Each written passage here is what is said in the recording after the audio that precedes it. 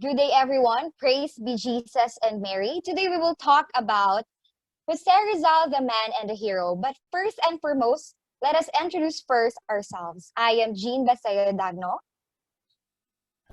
I am Jocoh Dagala. Mary Jo Llagas. Melanie, Amor, Roble. Krstine Mae Cuadra. So by that, today we will be talking about Jose Rizal of being a man. So what makes a man, or how is man defined? Well, man is simply defined or denoted as a person who is biologically and physically born as male. There is always something to do with the person's sex. Literally, it refers to a human being. But what really makes a man? Perhaps what makes a man is his personality, the totality of an individual, and that includes mental, physical, emotional, spiritual, and social aspect of a person. And perhaps also it includes personal background and possessions, educational attainment, social economic status, and that includes their possessions, as I've said. But as a Filipino, what really makes a man? Basically, it's hard to define a man, for men are distinctive from one another, meaning every man is unique, every man is different from one another.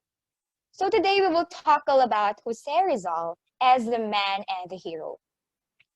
Previously, we have already talked about his genealogy, his educational background, and everything about him. But then let's go beyond it. Let's dig more information about him as a man and a hero. So there are three questions I would like to ask. Have you ever wondered how was Rizal's romantic love story and shattering days out of love? Or have you ever asked what made Rizal a man and a hero? Or what made him have a considerable impact in the history and a great influence of today? Well, right at this moment, we will know more about Rizal, since it is said that Rizal as a hero, he tend to have that image in the society that he has sacrificed his love for the benefit of the Filipino people, for the service of Filipino people. He chose to be broken-hearted and walk through the path of serving Filipino people. Hence, by his selflessness, he is indeed a hero, for over his personal life, he chose to serve in a way of awakening the Filipinos of their real identity amidst the differences between culture, dialect, socioeconomic status, and everything that was being discussed in the society back in 19th century. So with that, let's moving on. We will tackle today about Rizal's romances and of course his codes and ethics as a man and a hero. So first, let me discuss to you his first love. Segunda Katigbak. Segunda Katigbak is a girl from a wealthy clan in Lipa who at a young age was sent by her parents to La Concordia. She is a close friend to Olympia, who happens to be a sister of Jose Rizal, and Jose Rizal, on the other hand, is a friend to Mariano Katigbak, Segunda's brother.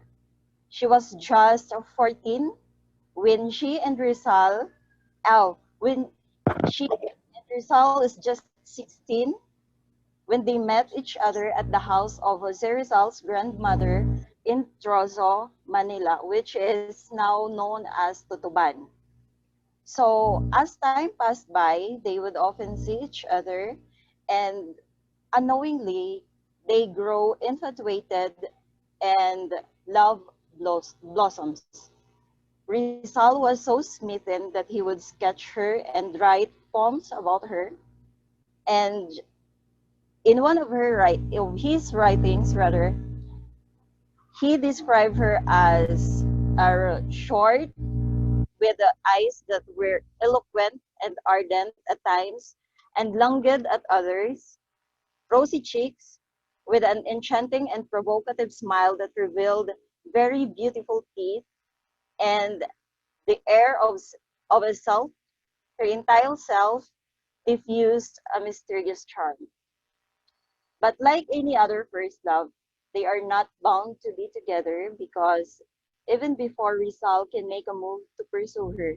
He knew that Segunda is promised to marry another man, and that man is Manuel Luz y Mentra, I mean, a tall and rich man from Lipa.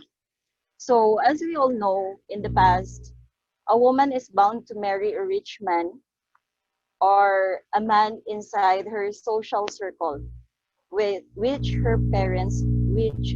her parents' choice. So that's what happened in the past, diba? Uh, when you're a rich, when you came from a rich family, you're bound to marry a rich man. So what happens between them to Rizal and Segunda is what we are considered nowadays as a mutual understanding or an MU. So the next one, Leonor Valenzuela. Leonor Orang Valenzuela is one of the women who caught the attention of our lover boy and national hero Jose Rizal. Orang was 14 years old when he met Rizal, who was a sophomore then in University of Santo Tomas, taking up a medical course.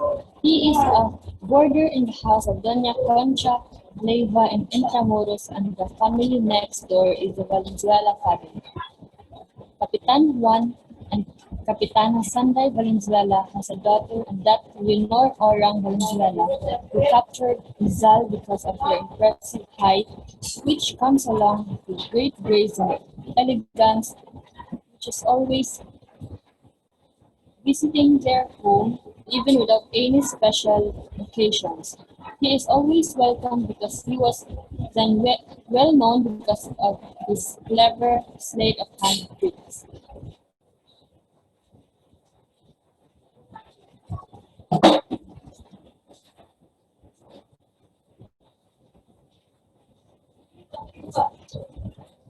However, just like what happened to Segunda, he failed to ask her for marriage. Moreover, there were rumors before that at that time he is also pursuing Leonor Rivera, which is why they are exchanging love notes through an invisible link, ink.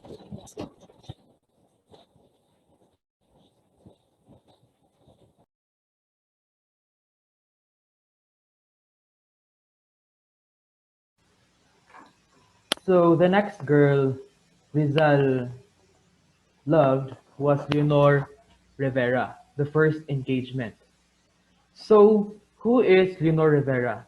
She was a childhood sweetheart of Rizal and the lover by correspondence of our Philippine national hero. She also influenced Rizal to avoid falling in love from other girls since he loved her so much. So what did Jose Rizal see that made him fall in love with her? Well, Leonor was as tender as a budding flower with kindly wistful eyes. That eventually, in their relationship, they eventually got engaged. And that was the first engagement Rizal ever had. And those times, all the means of communication they have was just through letters. And all their transaction and all their names, they always employ to put codes in it because Rivera's mother wasn't in favor with Rizal to be her suitor. That's why every letter she gave Rizal, he always rename her name into Taimas or Taimas in order to hide their intimate relationship from Rivera's parents.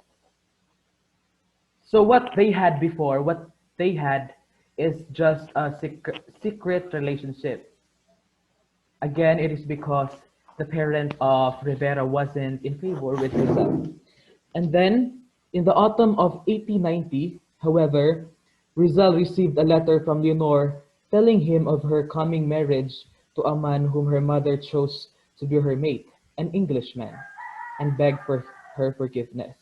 So, that time when Rizal received the letter and the news, he then got broken.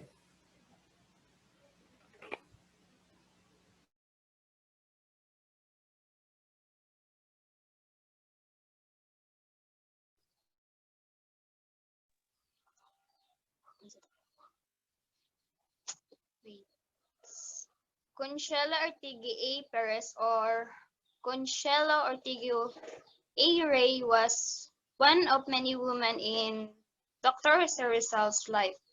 She was the daughter of Don Pablo Ortigue A. Ray, the, the alcalde of Manila and president of the Consejo de Filipinas in Madrid. They said poem is now dubbed as one the best poems written by Rizal. This Jose Rizal and Consuelo Ortigue A. Ray and Consuelo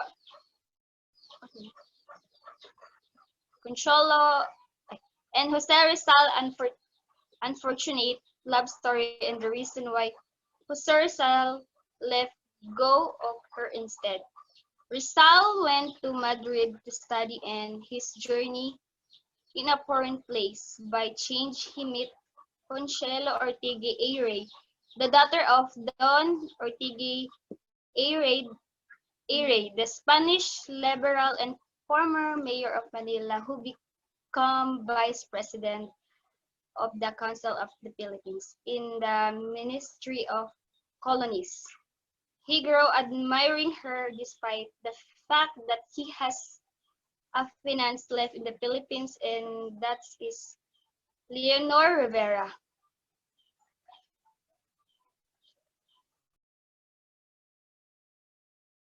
Moving on to the next person whom Rizal deeply fell in love with. Rizal got into Tokyo, Japan, and he met this girl named Oshi-san, which considered to be his love at first sight. Over the other girls that he has fallen for, Oshi-san was the person whom, at the first sight, he deeply fell in love already. When Rizal was in Tokyo a few days after he had moved to the Azabu district in 1818, he spotted a pretty Japanese girl walking past the Legion Gate. There they've met. He was captured by the lady's regal hair and charisma and endeavored to find ways to meet her. The girl's name was actually Siyoko Osoi, and mainly also called us Oshi-san, which Oshi-san is actually a samurai daughter. Yes, she is a Japanese and she can speak actually English and French. That's why they have this closure already, since they have this mutual understanding between language. So Rizal and Oshi-san, as he fondly called her, met almost daily. They toured the beautiful city spots like the church, the shrines, the shrines, the universities, the parks, enjoyed the scenery, and visited the picturesque shrines, as I've said. Rizal was then a lonely young physician, disillusioned by his frustrated romance with Leonor Rivera, and burdened by sordid hopes for justice in his country. Amidst that love for Shehsan and being frustrated by by his previous love, he always think about our country, and that's what really made him as a hero. But then going back to Oshi-san and Rizal's love story, Oshi-san provided a beautiful escape that he deeply needed. He saw in her the qualities of his ideal woman. And indeed, Oshi-san was his first love. I mean, for Oshi-san, he was the first love. He was her first love. But then, Jose Rizal has to say goodbye, sayonara, in Japan. Because of his deep affection for her, Rizal was almost tempted actually to settle down in Japan. Conveniently enough, he was also offered a good position at the Spanish legation during that time. Rizal, however, had set sights on other matters. He decided to leave Japan and forget his romance, which pained him gravely attested by an entry in his diary.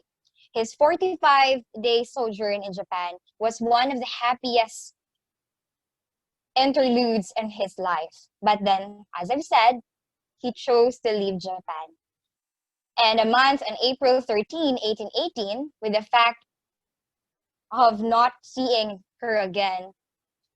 In 1987, actually, Oshi's son got married to Alfred Charlton, which is a British chemistry teacher at peer school in Tokyo. And they already got a child. And that ends the love story of Jose Rizal and Oshi's son, the samurai daughter.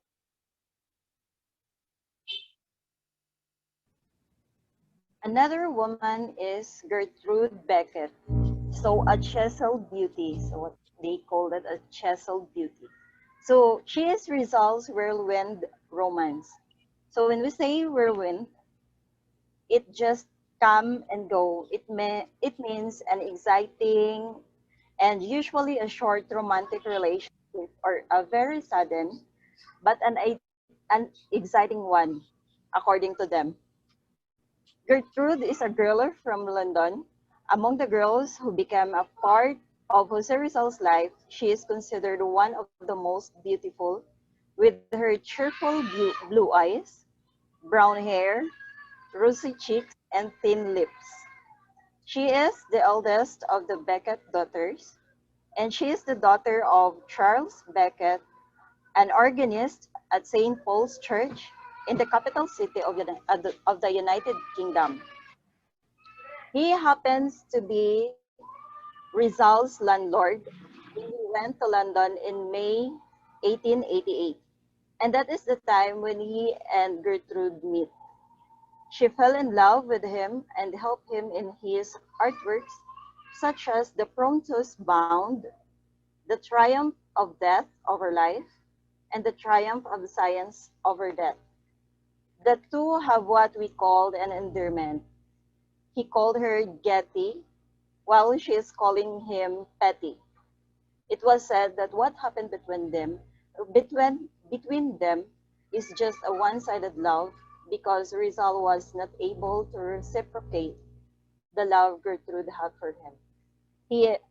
His fellow citizens have said that he left London on the 19th of March in 1889 to run away from the girl so that she would be able to forget him.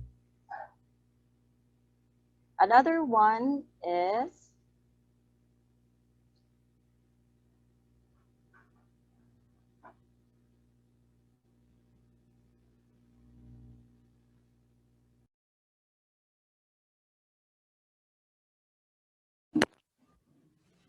So the next girl Jose Rizal fell in love with is Suzanne Jacoby, a love unrequited.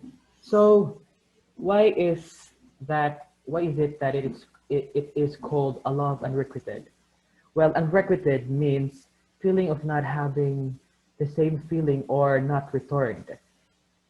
So Suzanne fell in love with Rizal and got broken because Rizal went to Madrid in July 1890, and that's why she was left hanging. So what she had was just a one-sided love. So every day she wrote Rizal a letter, and she wrote this French letter to him, saying how he misses him so much and how she wanted him to be with her.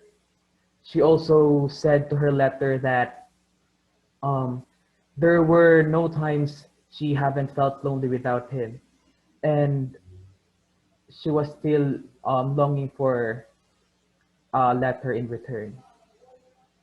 So basically, Suzanne Jacoby was a lover of Rizal, got but then eventually left hanging. But,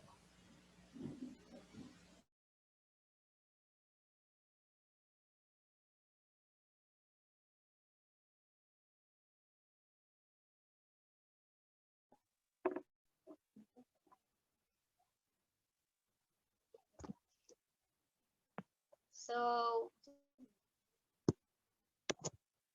Nelly boasted a failed proposal. In 1891, Rizal took a vacation in Biarritz in order to find reprieve from his troubles in Madrid. He has a guest of the boasted family in their winter residence, Villa Lilda. Mrs. and Mr. Boasted had two beautiful daughters, Adelina and Nellie, an emotional rebound. After have lamented his frustrated romance with Lenore Rivera on account of the lady engagement to other men, Rizal came to develop considerable affections for Nellie, the prettier and younger daughter of Mr. Eduardo Bousted. He found her to be intelligent, morally upright, and full of resolve. Wrote his closest friends about his intention to marry her. Rizal friends were delighted to her that he had found a suitable girl whom he at the last wished to settle down with. Even Antonio Luna, who had previously loved Nelly, encouraged Rizal to court her and ask for her hand in marriage. With all encouragement from the friends, he held dear Rizal with Nelly, who in turn returned his affections.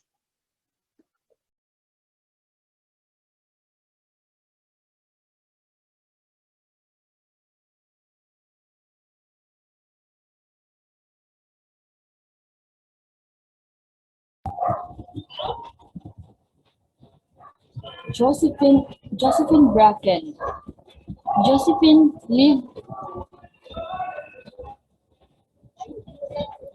with the family of George Taufer, a former machinist from New York. Around 1893, Mr. Taufer started to have trouble with his eyes. Many doctors were consulted by his condition, but his condition only got worse. Around that time, Filipinos living in Hong Kong already knew him. A Filipino resident, Julio Llorente, said that Jose Rizal was an eye specialist and could cure his eyes. On February 1895, Taufer, Josephine, and a lady companion from Macau named Francesca Spencer arrived in Manila looking for Rizal. At that time, Josephine was 18 years old. The attraction between Rizal, the lonely exile, and the young woman blossomed into a relationship. It was not a smooth one because Rizal's sisters were in the Capitan to make life more comfortable for their brother, suspected Josephine to be a spy of Spaniards. Nevertheless, Rizal loved Josephine and affectionately called her Josefina. Being a Mason, Rizal and Josephine could not get married. Josephine bore him a stillborn child, a son who would have been named Peter by Josephine or Francisco by Rizal's sisters in honor of their father. Rizal, the grieving father, buried his son near the gazebo of his state where he worked as a doctor. Just before he left for Cuba in 1896, Rizal burned down the gazebo. Josephine and Rizal reunited the last time at the latter's cell in Fort Santiago on December 30, 1896. The couple were married in Catholic rites by Father Victor Balaguer 2 hours before Rizal's execution at Bagong Bayan.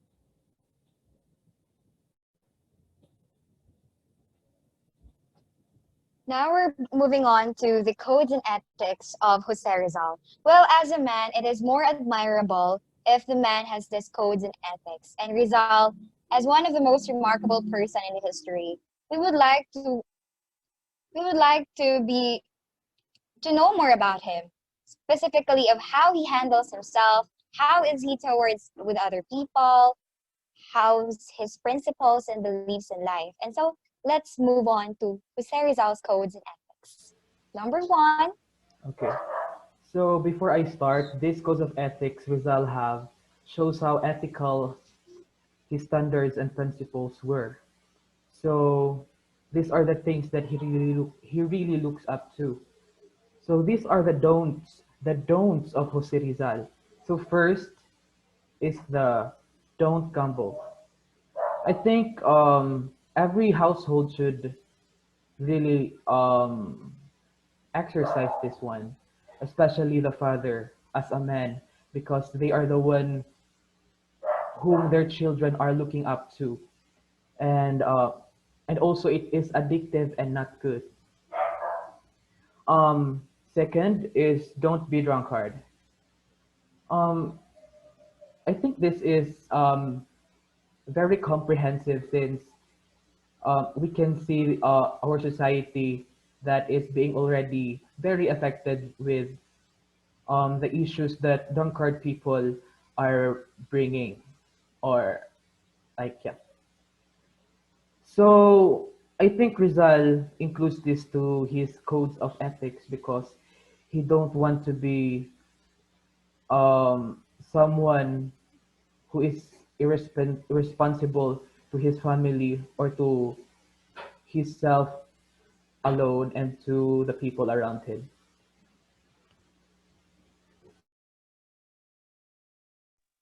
the third one is don't break the laws.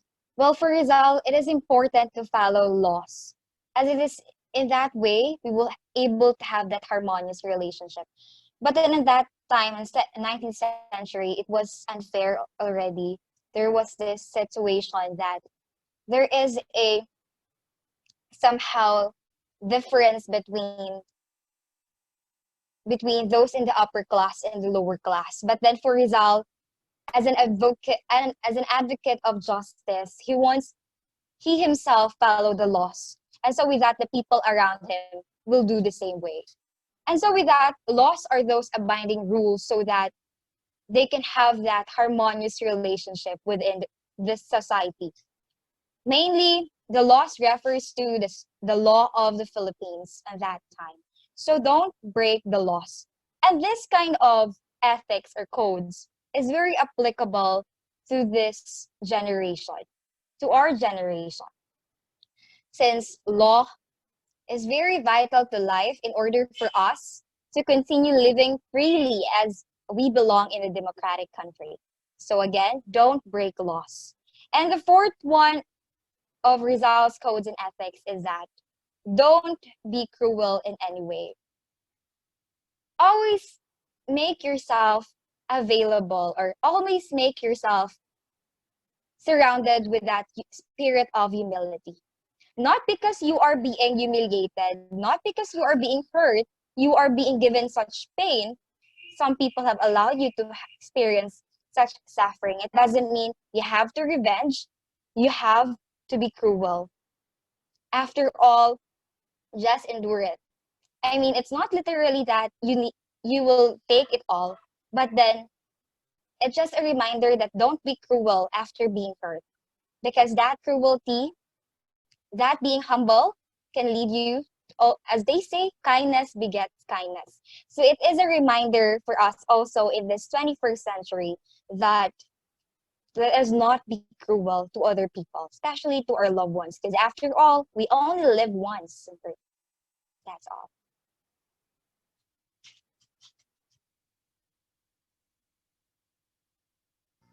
So at the number 5 of Rizal's codes and ethics, don't be a rabid partisan. So a partisan is a committed member of a political party or army. In multi-party systems, the term is used for a person who strongly support their party's policies and are reluctant to compromise with political opponents. A political partisan is not to be confused with a military partisan. Tisan refers to a committed member. So that tends to compromise oneself with an extreme one-sided belief. So in number 6, don't be merely a fault finding critic. So we Filipinos have the habit of um, deliberately looking for mistakes of others. No, it's easy to see yourself in a good light and at the same time focus on imperfections of other people. But criticizing people only creates distance. So as what Rizal wants, no, stop openly criticizing anyone or even doing it behind their back. It is a very destructive behavior that spreads negativity. The next one,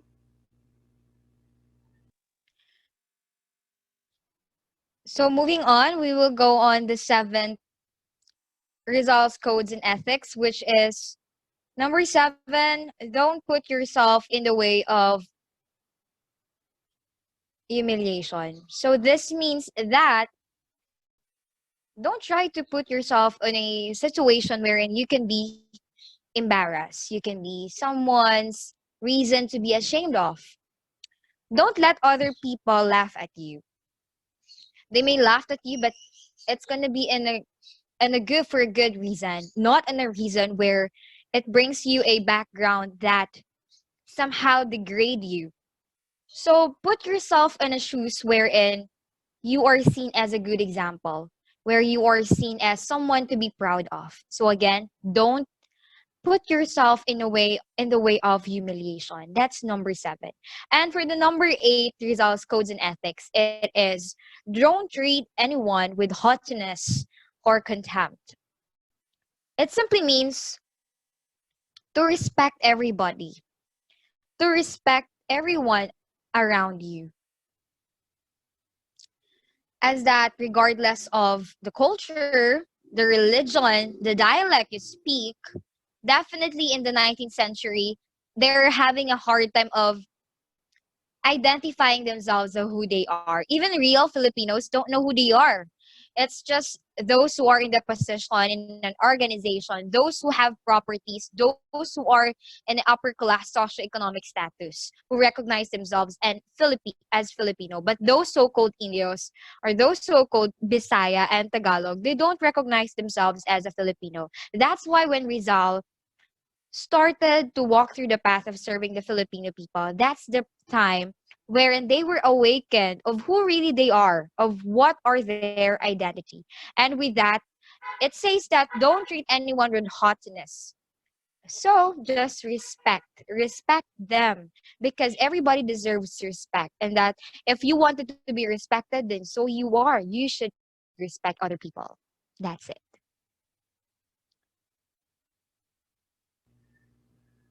the number 9 in his codes and ethics is don't condemn anyone without first hearing his side. This phrase is very common, especially today. We criticize someone based on what we hear from other people. Like Filipinos have the tendency to believe on what they hear first and immediately judge the person without knowing what really is the truth. So as what Rizal have said, don't condemn anyone without first hearing his side. Let us be considerate. Now let us be fair. The, we have to hear both sides of the story before you make your judgment because sometimes we think and what we think and what we say can ruin someone's life.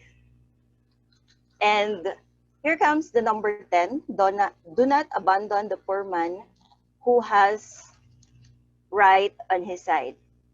This is literally happening in our daily lives, diba? I always see and read a post on Facebook of someone ranting about their friends or their family where they only contacting him or her whenever they need something.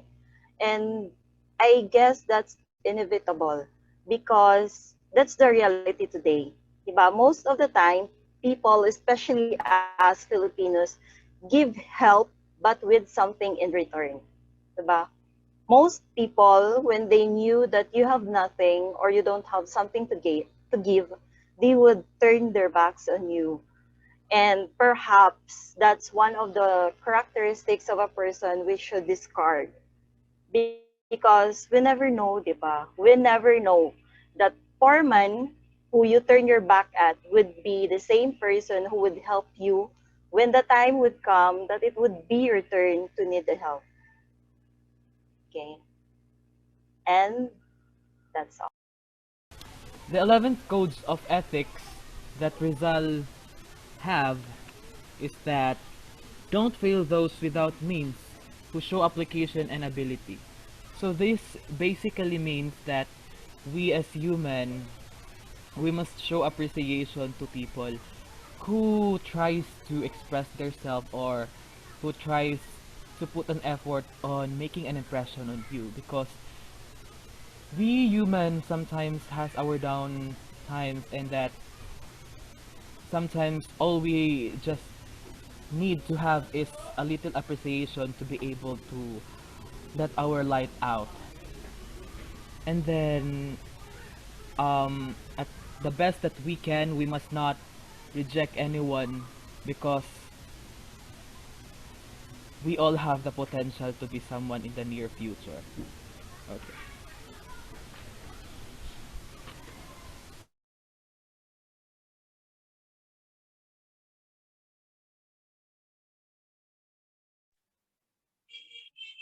So we're moving on to 12 codes and ethics of Rizal, and that is don't associate with immoral persons or with person who has bad habits. This means that you should not accompany people who have those criminal objectives. You should not allow yourself to be surrounded with people who can be a bad influence. Rather, you should look into the people that can help you progress, that can help you improve yourself to be a better person that you could.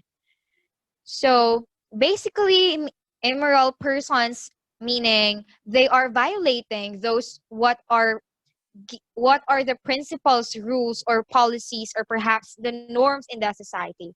So therefore, it simply means that you should look for people that can help you progress, that can influence you to be the better person, and that can promote harmonious relationship within society.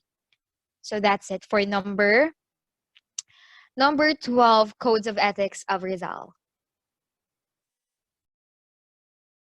So the next code of ethics of Rizal is that don't overlook the value to our don't overlook the value of our country's new machinery and industry. Overlook means do not fail to see do not fail to see the new machinery and industries of our country. It simply means that as Filipinos, as we are, it is our responsibility to appreciate every bit progress that our country is having, because um, looking back in the 19th century, if we will just try to realize, if they haven't see or appreciated the uprising machinery and industries in our country, we wouldn't be having the life that we are having right now as Filipinos. And um, this basically means that as Filipinos, it is our responsibility to appreciate what we have in our country, especially the machineries and industries that we are having.